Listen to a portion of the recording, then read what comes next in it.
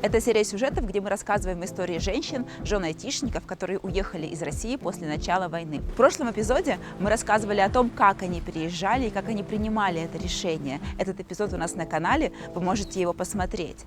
А в этом выпуске мы поговорим о политике. В России часто можно услышать, что политика – это то, чем занимаются эксперты и власти. Нам, простым смертным, этого не понять, а там наверху разберутся лучше. Но мы, наоборот, считаем, что политика влияет на нашу жизнь, и поэтому о ней стоит говорить. И кроме того, именно политика стала причиной отъезда наших героев из России. А вы с мужем говорите про политику, про Россию? Говорим, но опять же, что мы можем разговорами изменить? О чем-то важном мы говорим. Ну, например, мы сейчас с детьми едем в Россию, и мы едем в Орел. Дедушка живет в Орле, мы едем в Орел. Возможно, через Брянск. А Брянскую железную дорогу не так давно вроде бы подорвали. Тонкости не знаю, меня муж бережет. Но тот факт, что нам, возможно, предстоит по этой же дороге ехать на поезде с 2 детьми, мы, конечно, это обговаривали и приняли решение, что, например, по Брянской железной дороге мы не едем. То есть мы обсуждаем важные для нас моменты. Ну, например, покупка недвижимости в России. Это тоже такой момент, который очень зависит от политики. В России или в Армении? Мы и в Армении, но и в России. Инвестиционные покупки. И я очень благодарна мужу за то, что он меня бережет в этом плане. Но опять же, вот то, о чем я говорила, мой ресурс очень важен для других дел.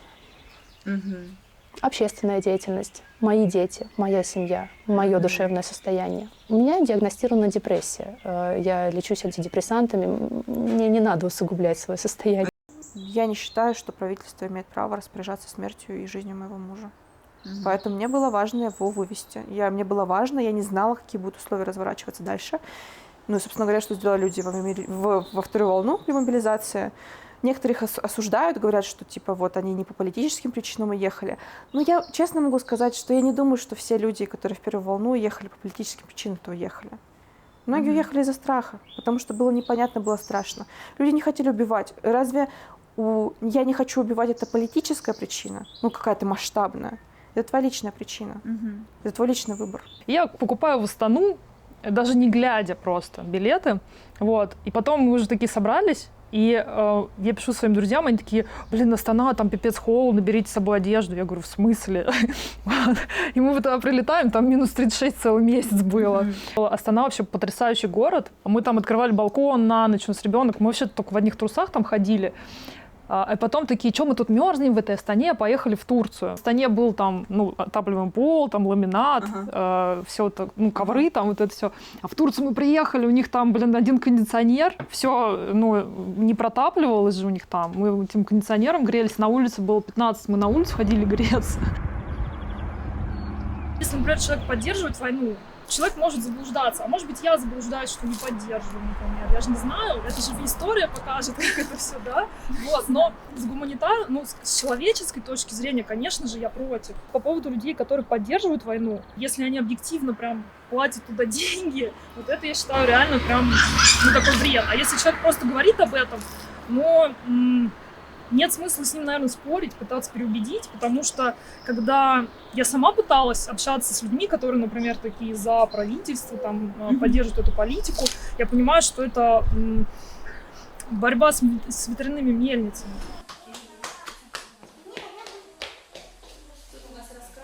Вы говорите, вы были в вакууме, ни с кем не могли обсудить, то есть с коллегами,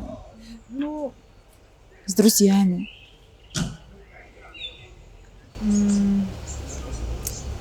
Мужем. Да, просто от плохой информации люди же тоже стремятся дистанцироваться. Да. И не хочется... меня ранило то, что в такой судьбоносный вообще для России период, когда мне почему-то искренне и как-то наивно казалось, что как будто от моих разговоров что-то зависит, что я могу кого-то переубедить. Я даже сама как будто провоцировала эти разговоры, заводила их с людьми. А люди говорили: я не хочу сейчас об этом говорить, это что буду расстраиваться, живем, все нормально, поменьше смотреть телевизор. Грубо скажу, примерно так транслировалось: не парься, что у нас это далеко, это не с нами. В этом выпуске двое из наших героинь, Елена и Ирина, расскажут о своих проектах, которые родились у них здесь, в Армении. Подробнее мы поговорим о них в следующих сериях, а сейчас я расскажу коротко, чтобы вам было понятно, о чем идет речь. Елена – основательница и волонтерка комьюнити Дилижан Киа, которые заботятся о людях, животных и природе. А Ирина – основательница ереванских свопов, которые помогают с одной стороны молодым матерям, а с другой стороны беженцам. Скоро ко мне девчата приедут с детьми в Дилижан. Даже на своп, на Дилижанский ко мне приедут девчата из Еревана, с нашего вот детского ереванского свопа. А о политике вы говорите? И я стараюсь минимизировать сама. А какой смысл говорить? Раз мы здесь, значит, у нас есть определенная позиция. И какой смысл об этом говорить? Это оставляет только тяжелый отпечаток, тяжелое послевкусие. И в этом нет особого смысла.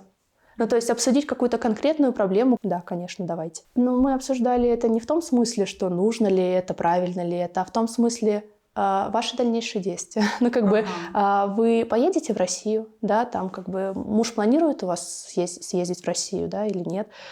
Ну, например, мы решили для себя, что пока не кончится эта ситуация, мы с мужем вместе в Россию не поедем. Нужно мужа держать подальше от России. Во многом еще мы мамы. Наш ресурс нужно тратить во многом на себя и на детей, и на семью, потому что из нас берут очень много ресурса дети. И если мы будем растрачивать его на то, что из нас ресурс выкачивают, и мы ничего не сможем решить этими разговорами, зачем? Я стараюсь себя беречь. Беречь себя, беречь девчат, которые как бы находятся под крылом моего чата. Вот, поэтому там стараемся не говорить о политике, там добро, любовь и поддержка. Я никакой политической идеи, вот именно прямо, чтобы люди ее реализовывали, не вкладываю. Но моя роль, то, чем я занимаюсь, это тоже некоторое политическое высказывание. Мне важно, чтобы россиян увидели как людей созидающих, как людей, которые видят ценность человеческой жизни, потому что расчеловечивание – это самое страшное, что происходит в любом конфликте, особенно в большом международном конфликте. А расчеловечивание происходит и в российской пропаганде, и в украинской пропаганде. Расчеловечивание кого? Расчеловечивание русских или расчеловечивание, в принципе, врага какого-то? Врага. Людей? Мы люди, а они твари, звери, кто-то еще. Понятно. Потому что тварь какую-то, ее убить легче, чем когда ты видишь в человеке чью-то дочь или сына, когда ты видишь, что у этого человека есть своя семья. Но самое страшное в расчеловечивании то, что в процессе него ты расчеловечиваешь сам себя. Когда ты о другом начинаешь думать, как о стуле, и думаешь, что ты можешь отдать свою жизнь за какую-то там идею, именно жизнь, не трансформировать мир под эту идею, не созидать что-то, а именно уничтожать, ты на самом деле тогда перестаешь видеть ценность своей жизни. Мне важно проявить свою позицию, то есть, во-первых, помочь другим людям, так у меня есть некоторые компетенции, прожить это как то событие, которое происходит с ними, с их судьбой, с их жизнью, и с политической, можно так сказать, единицей, наиболее качественно, чтобы они могли идти дальше. Вы нам все секреты не на самом деле рассказываете. это нет. А на самом деле это настоящий был пират. Он с вами связался по сотовому телефону. Он жил, наверное, на острове Он не Сокровищ. сотого. Как вы себе представляете остров Сокровищ? Как вы себе представляете? Ну, большой такой спальный. Мы обсуждали с мужем, чтобы мы не хотели, чтобы наши налоги шли на финансирование. Мы бы хотели, чтобы хотя бы наши родственники через наш отъезд поняли, что для нас это не пустые слова, и что мы искренне, а как иначе, если ты не можешь во всем этом жить. И в-третьих, уже много раз мной повторено, да, что я точно не хочу быть проводником вот этой вот идеологии. Потому что учитель — это проводник. Писали с девочкой научные работы, и у меня таких научных работ было много с детьми, где мы анализировали Первую мировую войну, как она освещается в учебниках Германии, Америки, России. И это очень интересный взгляд, где мы сразу понимаем, для кого что важно и ценно.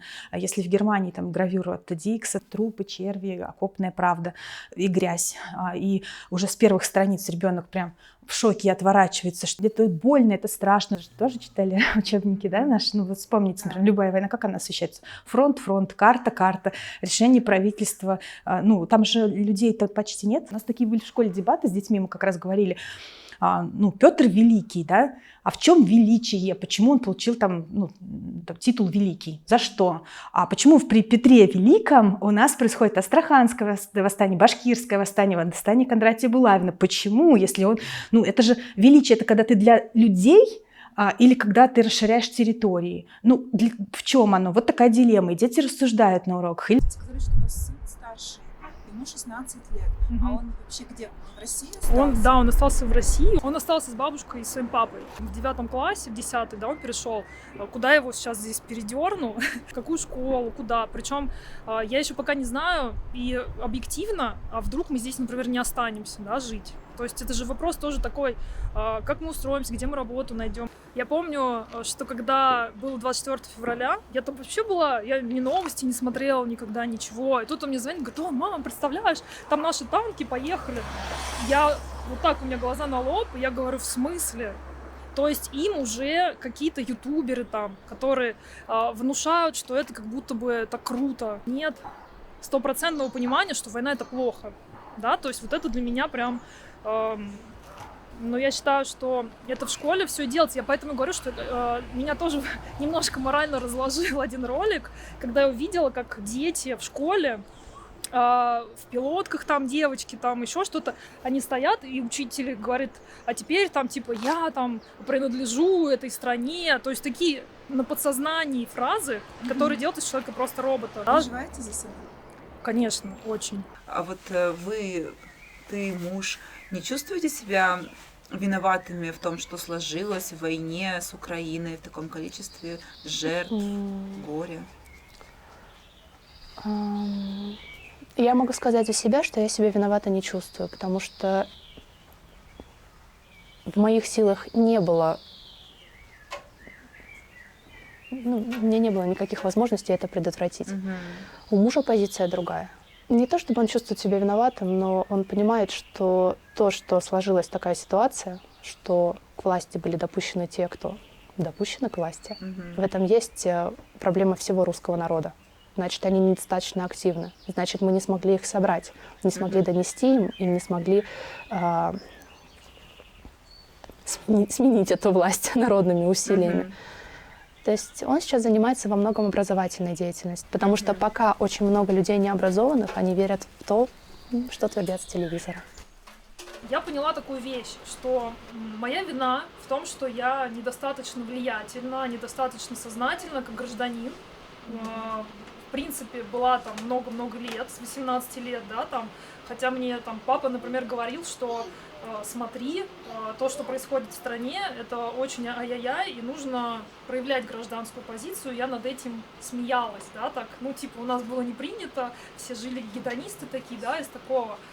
Да, моя вина в том, что, по сути, это не вина, это ответственность. Вина — это такая пассивная позиция. Ответственность именно в том, что, да, я недостаточно влиятельна, чтобы что-то реально поменять. Я сейчас, например, обязана, я думаю, изучать политическую обстановку.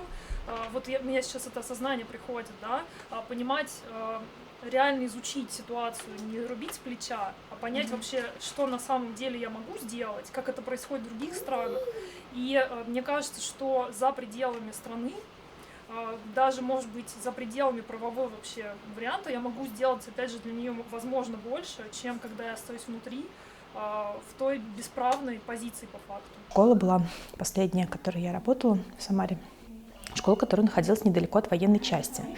И когда я уже вела уроки еще в феврале и начале марта, уже приходили похоронки. Мальчик меня спросил: а вы считаете, мой папа герой? Вот как я считаю? Как я считаю? Мне тяжело сказать, как я считаю, потому что для каждого ребенка отец, конечно, герой, и каждого ребенка отец авторитет. И я не должна уронить авторитет родителей ни в коем разе. И в то же время я не поддерживаю все, что происходит. И я не считаю, что мы с миром пришли, а сколько зла мы принесли. Даже те, кто не может этому противостоять, как мы с вами, мы же тоже виноваты. И тут ты начинаешь думать про, а может быть, это правда выученная беспомощность, а с другой стороны видишь, как сидит Яшин, сидит Навальный, и что они хотели, они пытались, они много что делали.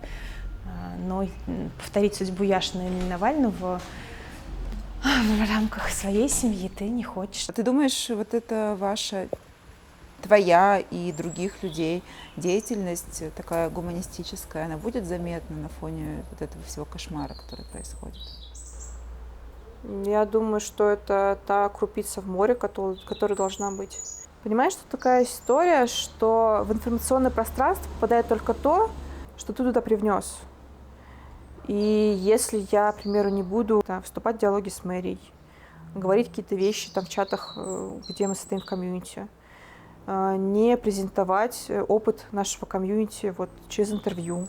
Если этого не будет, об этом не узнают. А если об этом не узнают, то будет монолитность мнения. Монолитность мнения о россиянах или русских как об убийцах, и тех, кто согласны. И там, если пишут, что пропаганда 90% хотят убивать, ненавидят людей, такое мнение будет оставаться, если я не буду вносить эту информацию.